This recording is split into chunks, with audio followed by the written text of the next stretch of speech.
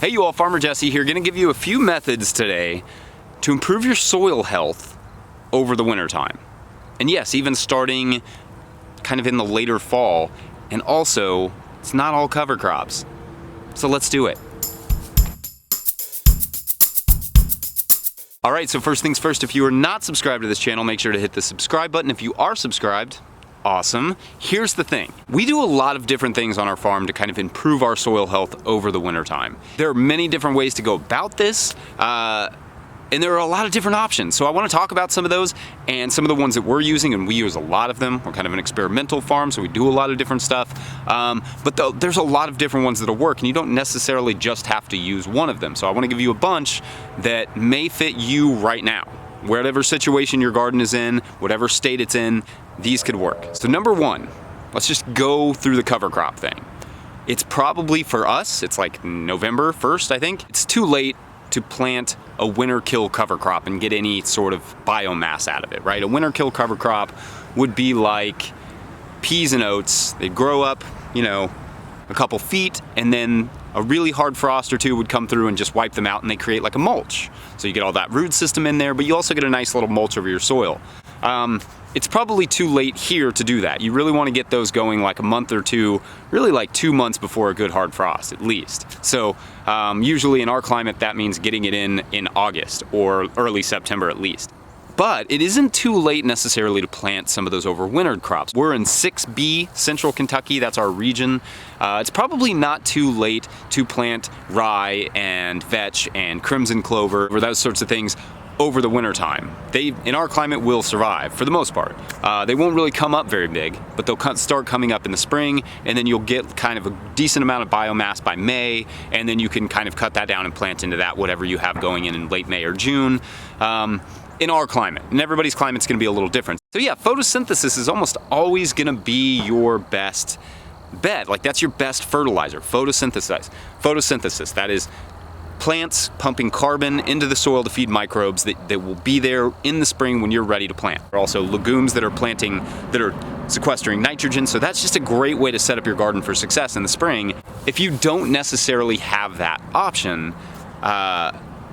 you know, for cover crops, you could think about doing plants and doing low tunnels or doing really heavy cover material and just growing a crop. Like if you don't have a lot of room, you may not want to do cover crops. You may need that space for an economic purpose. So growing more cold hardy crops like kales and spinaches and mache, which is M-A-C-H-E, really great salad green. Lots of chefs love that. If you have a good chef culture where you are, a good restaurant culture, that could be a really cool option. We've done mache a lot in the past, and it germinates really well when it starts to cool down. Like you don't want to plant it till at least like the mid-fall. So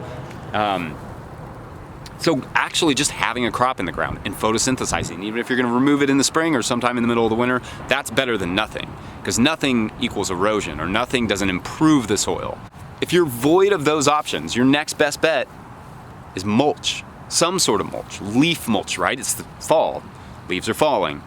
Pick them up, put them on your soil. That's a great option for keeping the soil covered, keeping a nice little blanket over it, so it can help build your soil a little bit and help keep it loose and ready to plant in the spring. You can just rake those leaves off.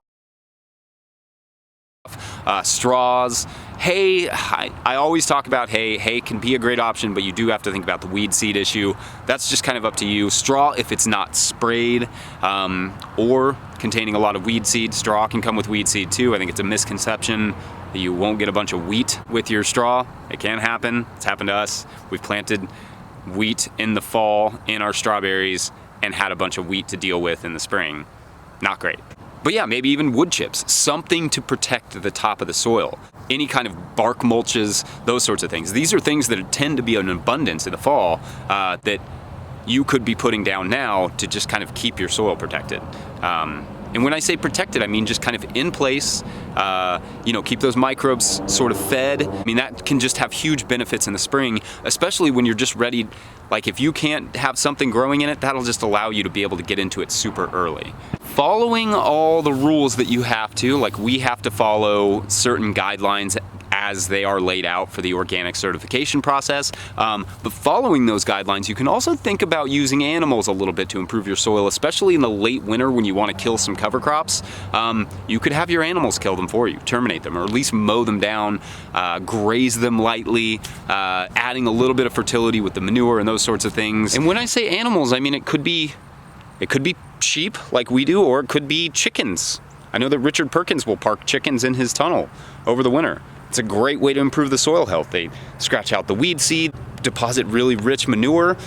So that's a cool option. Like I always say, there's a 90-120 day rule that is both part of the Food Safety Modernization Act, but also part of the organic standards. So anything that doesn't touch the soil, like a tomato, for instance, can be harvested in 90 days. Anything that does touch the soil, like a carrot, can't be harvested for 120 days after raw manure has been applied to a field. So the application being the animals, still can't, that's just the standard. That's the one thing, if you're certifying organic, that they really care about is when was their manure applied. They really focus on that. So just telling you. But animals can be a great way to improve your soil health. I think the worst things that you can do for soil health is just leave it barren. Don't have anything going on. No mulches, no cover. Even if it's a plastic cover is better than nothing. At least you're keeping it in place and giving stuff a nice warm place to kind of exist. But nothing, like just a blank soil is the worst thing you can do over winter. Because the wind can be really hard on it, the rain, the snow, all that stuff can be really hard on your soil. And if you're not photosynthesizing, you're not improving it. When you have that opportunity, might as well take it. So anyway, I hope that helps a little bit. I hope that gives you some confidence that you can still do some things, even though it's kind of late in the season, to improve your health for the next year. Like this video if you like this video. Make sure to subscribe to this and subscribe to the No-Till Market Garden podcast. Other than that, you all, we'll see you next week. Thanks for watching.